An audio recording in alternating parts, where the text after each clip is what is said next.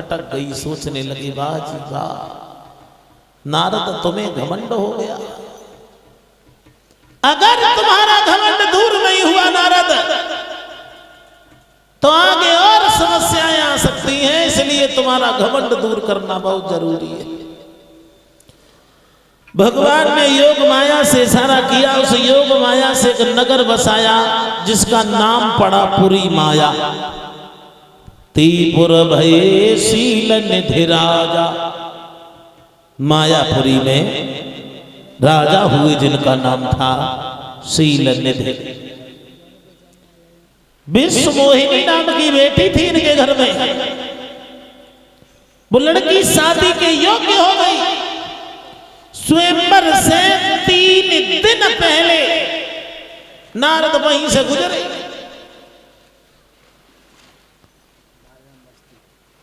सुंदर नगर देखा, नारद पहुंच गए शील निधि के यहां, जहां स्वयंवर की तैयारियां चल रही थी। स्वयंवर, स्वयंवर का मतलब क्या है? स्वयंवर ये है कि लड़की को अधिकार दिया जाता था कि तुम अपनी मर्जी से जिसे वर चुनना चाहो उसे चुन सकती हो।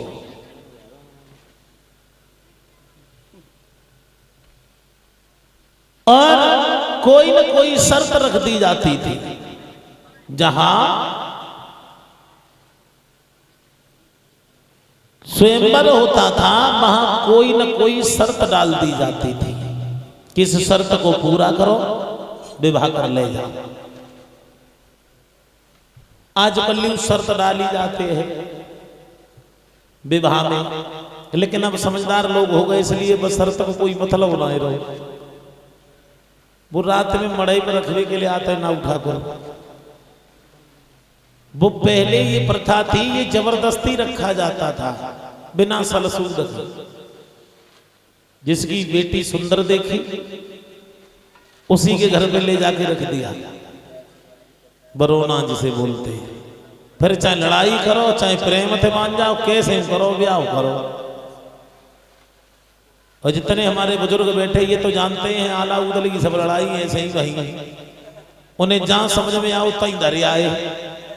लड़ाई करो ना ब्याह करो। कुछ दिन लो इन माताओं ने प्रथा निभाई, बेचारे नव ठाकुरों को दमरू कर देती नहीं मारे मारे। ऐसे ऐसे गांव मिले जहां हमने एक आध बरात में देखो। ठाकुर साहब तो गए बेचारे बरौना धरवे के लिए, बड़े बूढ़े हैं, 50-60 साल उम्र है, लेकिन क्या करो बड़े बूढ़े में प्रथा चली आ रही, काम है तो कर में तो पता ही है। माताओं ने पकड़ लाई भीतर तक, यार साहब बैठो, बिने मिर्च खवाई। अच्छा सोचो बूढ़े आदमी को तुम 100 ग्राम मिर्ची चबाई दो कि क्या हालत है। और 2-4 गांव तो हमारे क्षेत्र में ऐसे हैं, जैसे हमारे इधर से थोड़े आगे पहुंच जाओ गांव है, एक जसवंतपुर नाम का गांव है, वहां में चले जाओ। और एक तो और है कानन नगरा है। ऐसे गांव हैं 2-4 जहां में बरात में ठाकुर साहब पहले ये पे घरे कहीं जाते पिछिया छोकम बांध लियो, भरोसा ना है तुम सही सलामत आएंगे ना। हाँ आ जाए तो पेंद लियो, ना आ जाए तो तार की डालती हो, क्योंकि मार देते हैं लोग। कछ पूछो मत।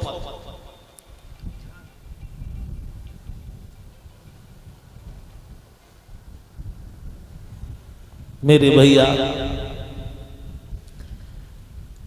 उसी तरह से स्वयंवर का अर्थ क्या होता था, एक बात और बताता चलो।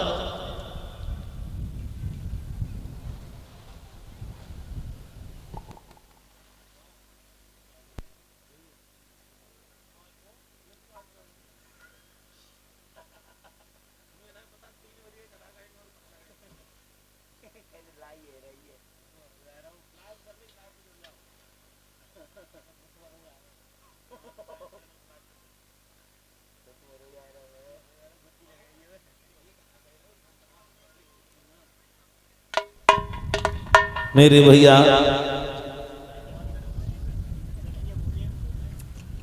कहने का मतलब ये है, स्वयंवर इसमें लड़की को पूरी आजादी हुआ करती थी, अपने मन से जिसे चाहे उसे वर चुन लिया करती थी, उसे स्वयंवर कहते थे। कई एक स्वयंवर हुए, माता सीता का स्वयंवर हुआ, द्रौपदी जी का स्वयंवर हुआ, संयोगिता स्वयंवर हुआ, ये तो कल परसों की बात है, पृथ्वीराज चौहान के साथ में जिनका विवाह हुआ। संयोगिता स्वयंवर में पृथ्वीराज चौहान को बुलाया ही नहीं गया था कन्नौज में। अब बात आ गई तो मैं थोड़ा बताऊंगा जरूर। कन्नौज में महाराज जयचंद ने स्वयंवर किया तो दिल्ली नरेश को नहीं बुलाया, मगर एक सम्राट होने के नाते उनकी सोने की मूर्ति बनवाई थी, मौजूदगी दर्ज कराने के लिए।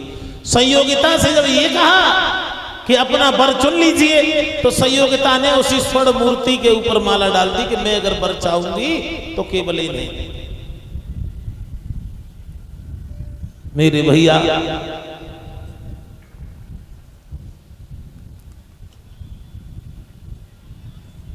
देव ऋषि नारद पहुंच गए वहीं, तो शील निधि ने बड़ा सम्मान किया। आओ महाराज, आओ बाबा नारद, बड़े अच्छे भाग्य हैं जो आपके हमें दर्शन हुए। हे महाराज, हमारे इतने अच्छे भाग्य हैं जो हमारे घर में बेटी है, शादी के योग्य है। तुम हमारी बेटी के दिन दिशा बता दीजिए, हमारी बेटी का भविष्य कैसा होगा। याद रखना भाइयों, नारद कहने लगे शील निधि, बुलाओ कहां है तुम्हारी बेटी। हम इतना बड़ा काम कर लेंगे, कामदेव को जीत लेंगे, मगर तुम्हारी बेटी की दिशा नहीं बता पाएंगे, बोलो कहां है। उधर से विश्व मोहिनी आई, नारद ने चेहरा की ओर देखा तो देखते ही रह गए, पलक चलाना भूल गए।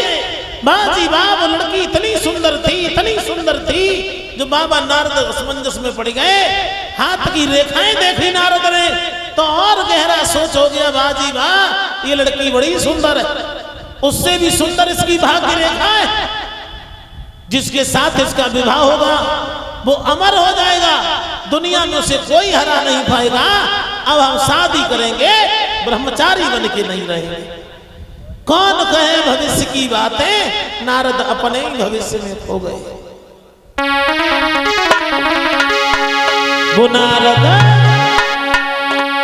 छोड़ कर हाथ में टीका नारद चले,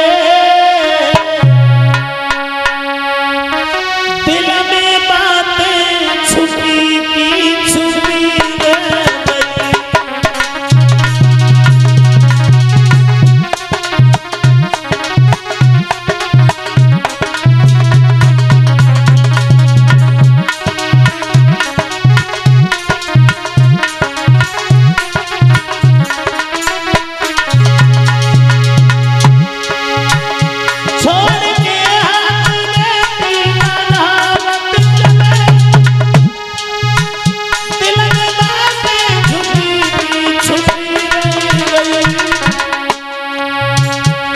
कुछ कही नहीं सके अपने मन की बात,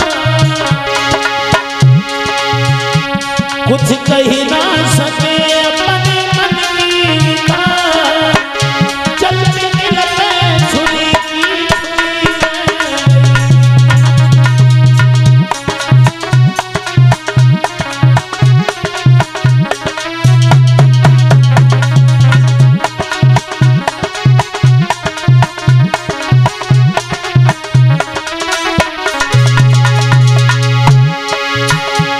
कुछ कही नहीं सके अपने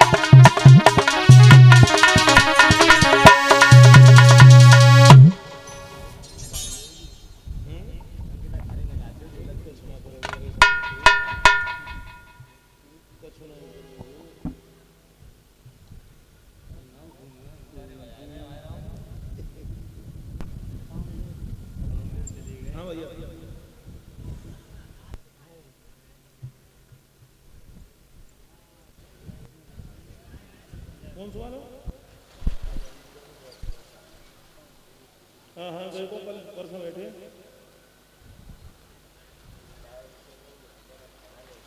हाँ तो मैंने मेरे नंबर बता दूँगा, नंबर कॉल कर लो मेरे वाले पर।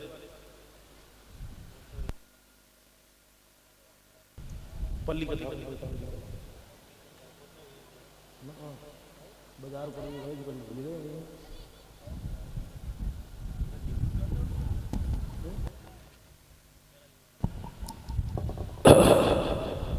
मेरे भैया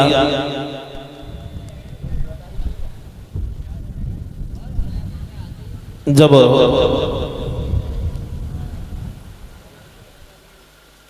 देवर्षि नारद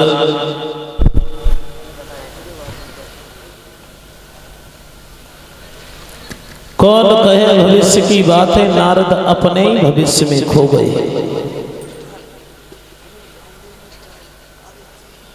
पलक चलाना भूल गए देवर्षि नारद।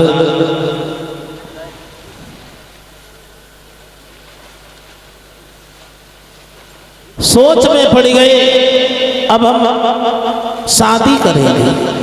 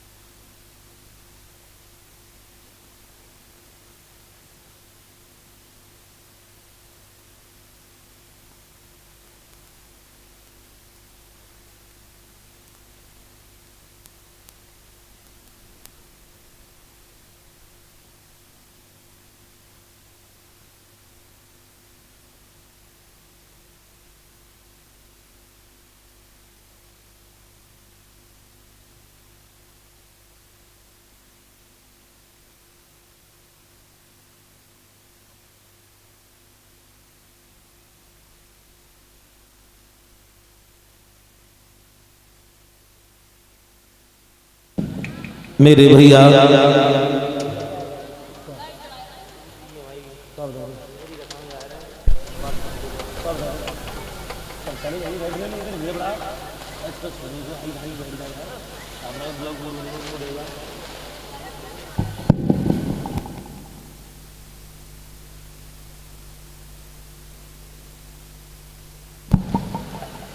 मेरे भैया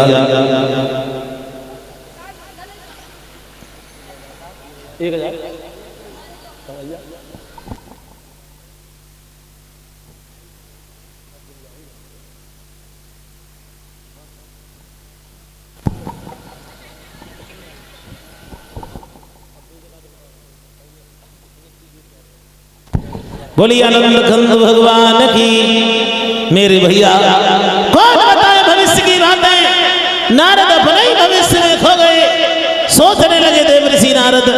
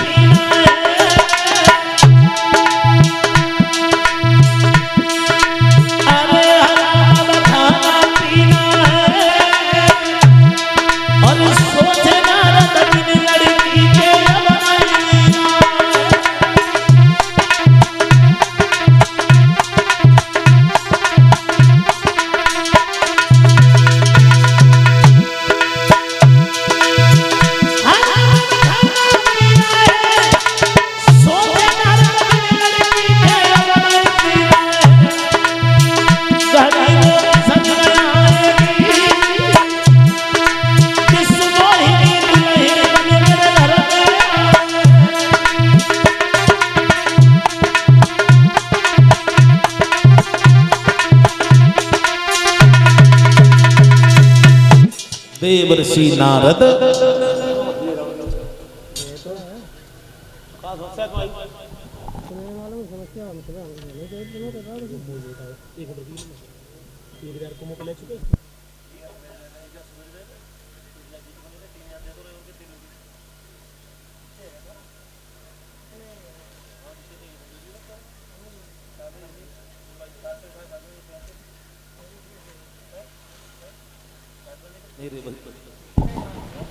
मेरे भैया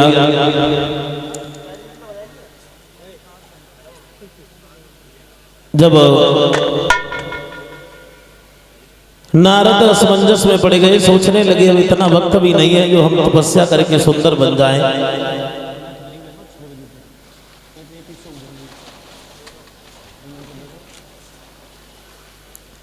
श्रोताओं,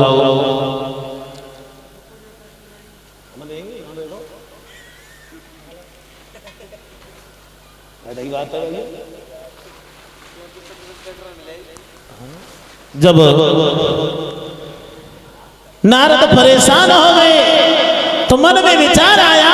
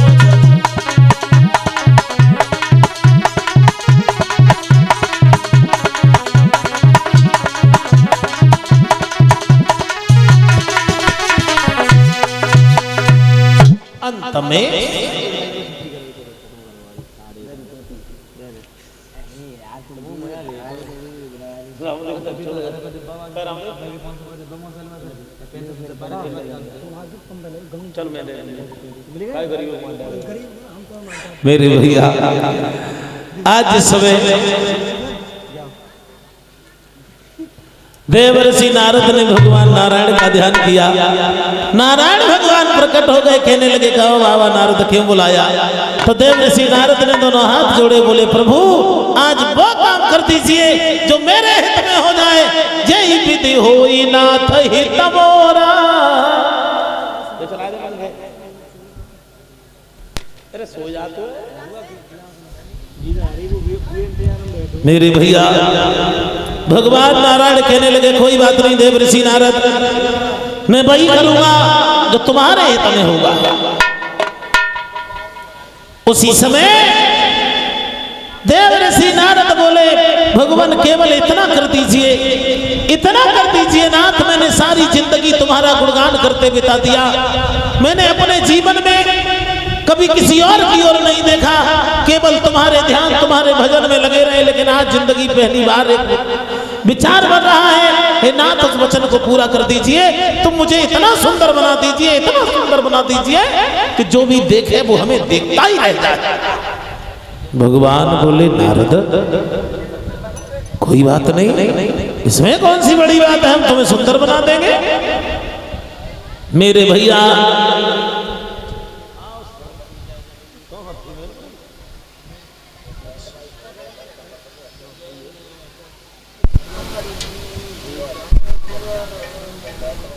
ठीक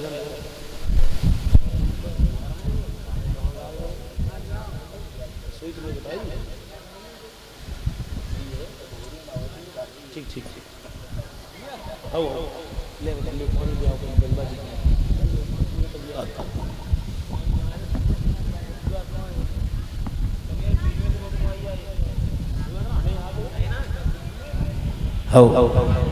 बोलिए आनंद कंद भगवान की।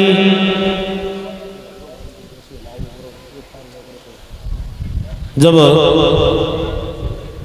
भगवान से ये कहा कि तुम हमें सुंदर बना दीजिए, इतना सुंदर बना दीजिए प्रभु जो भी हमें देखे वो देखता ही रह जाए। भगवान बोले नारद इसमें कौन सी बड़ी बात है, हम तुम्हें सुंदर बना देंगे, कोई बात नहीं। भगवान नारायण ने देवर्षि नारद को सुंदर बना दिया, इतना सुंदर बना दिया, इतना सुंदर बना दिया, लेकिन चेहरा बंदर का बना दिया। अब नारद हाथ पैर देख करके बड़े खुश होगी, अब शादी तो होगी, लड़की देखेगी भागेगी, लोग पकड़ेंगे वो नहीं मानेगी, आते ही आते हमारे गले में जयमाला डाल देगी और नारद धीरे से निकल आएंगे, हमें किसी से क्या मतलब, शादी तो होगी। देवर्षि नारद बड़े मगन हैं, पहुंच गए स्वयंवर में। जहां देखा हेलो भगवान भोले बाबा के दो गढ़ वही घूम रहे थे, नारद के ऊपर नजर पड़ी, हेलो आपस में विचार करने लगे भैया आज नारद बड़े सुंदर लग रहे हैं। और जो नारद ने अपने सामने अपनी प्रशंसा सुनी, धीरे से बोले अब शादी तो हो, लोग हमारी बड़ाई कर रहे हैं, उधर वही चंद्रमा जैसा चेहरा लिए हुए, हाथ में जयमाला लिए हुए विश्व मोहिनी आई है, तो देवर्षि नारद खड़े हो गए। लड़की ने एक नजर नारद की ओर देखा, फिर देखा ही, आगे बढ़ी गई।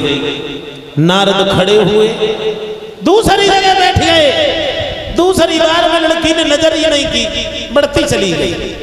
जहां भगवान नारायण बैठे हुए थे, जाकर के नारायण के गले में जयमाला डाल दी। नारद चीखने लगे वाह जी वाह, पागल है ये लड़की, भगवान ने सुंदरता तो दी लेकिन इसे बुद्धि नहीं दी, रूप की पहचान नहीं जानती है ये, इसे समझाओ, बताओ मैं कितना सुंदर लगता हूं, इससे कहो जयमाला हमारे गले में डाले, शादी हम करें। भगवान शंकर के गढ़ कहने लगे नारद तुम बड़े अच्छे लग रहे हो, लेकिन चेहरा देखा है तुमने अपना। भगवान भोले बाबा के गढ़ बोले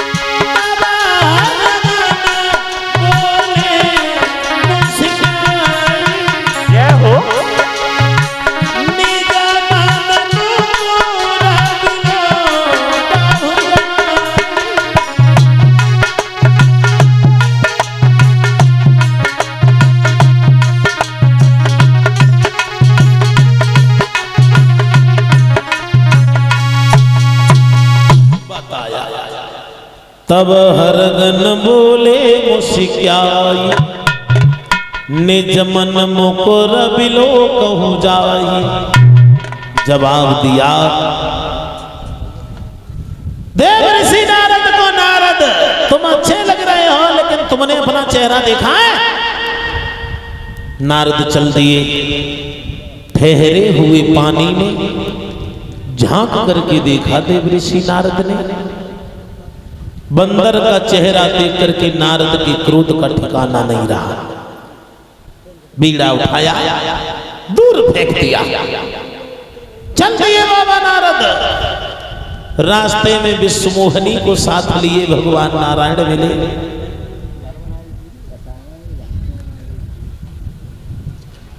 भगवान बोले नारद, नारद बोले बोलो नहीं।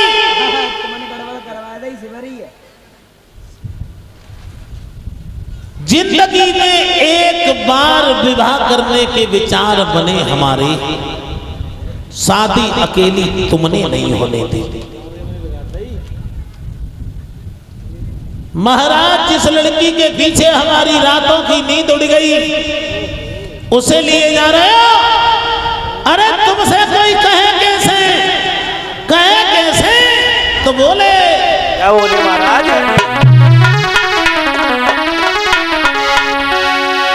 परम स्वतंत्र नसीर मरि कोई।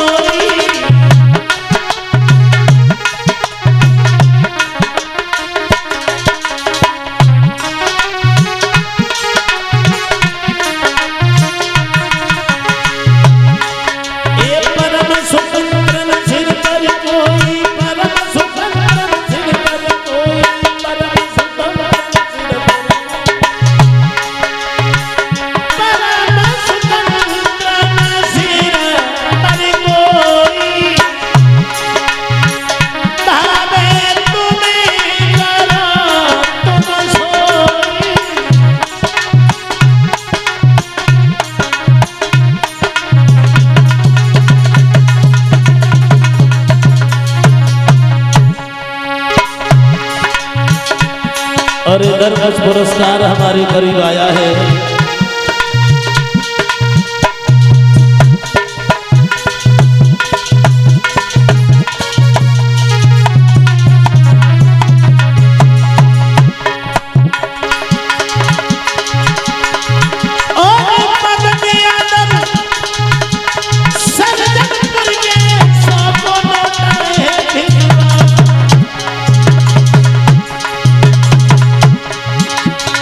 पीली सी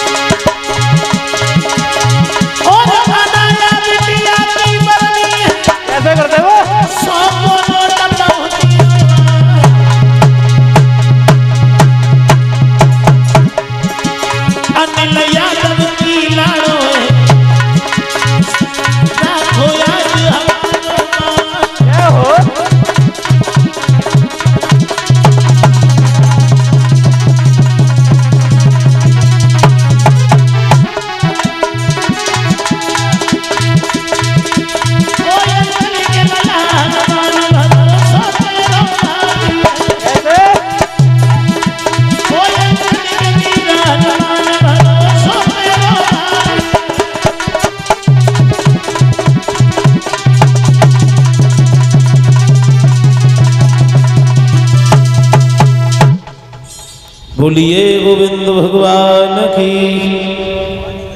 मेरे भैया कौन बताए भविष्य की बातें, नारद अपने ही भविष्य में खोए हुए विश्व मोहिनी के चक्कर में रातों की नींद उड़ गई। वही विश्व मोहिनी भगवान लेकर के जा रहे थे। भगवान ने पूछ लिया कहो नारद। नारद बोले अब तुमसे क्या कहें, तुम कपटी हो।